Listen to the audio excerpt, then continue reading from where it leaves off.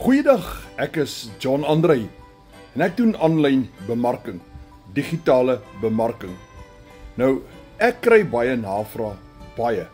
En dan vra mense vir my, Andre, moet ons regtig hierdie besigheid koop?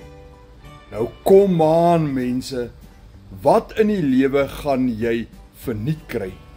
Wie gaan gratis advertensies dag en nag sit en doen, net om vir jou 'n gratis besigheid te gee? Die lewe is 'n bietjie meer as dit en ek sê dit nie met sarkasme nie. Maar regtig, ek meen ek is dood eerlik, daar's mense wat dit vir my vra.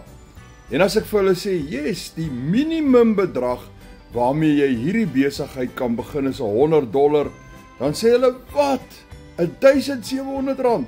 Ek sien nie kans vir dit nie, dis 'n rowery, dis 'n scammery.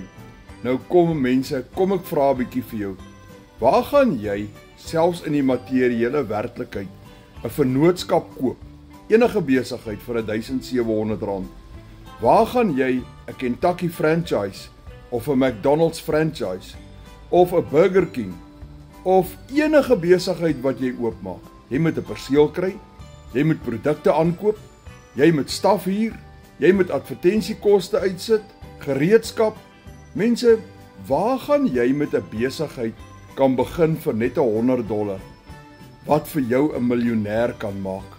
Hierdie besigheid is 'n done for you deal. Vir $100 wat die vermoë het, dis die minimum inkoopbedrag, wat die vermoë het om van jou 'n miljonair te maak.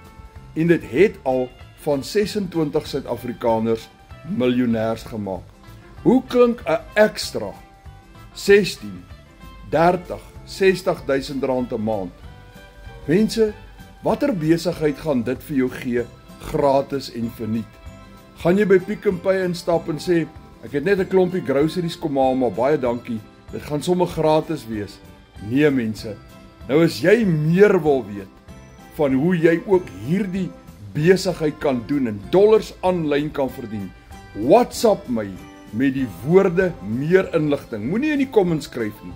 WhatsApp my met die woorde meer inligting en ek stuur vir jou al die inligting wat jy nodig het.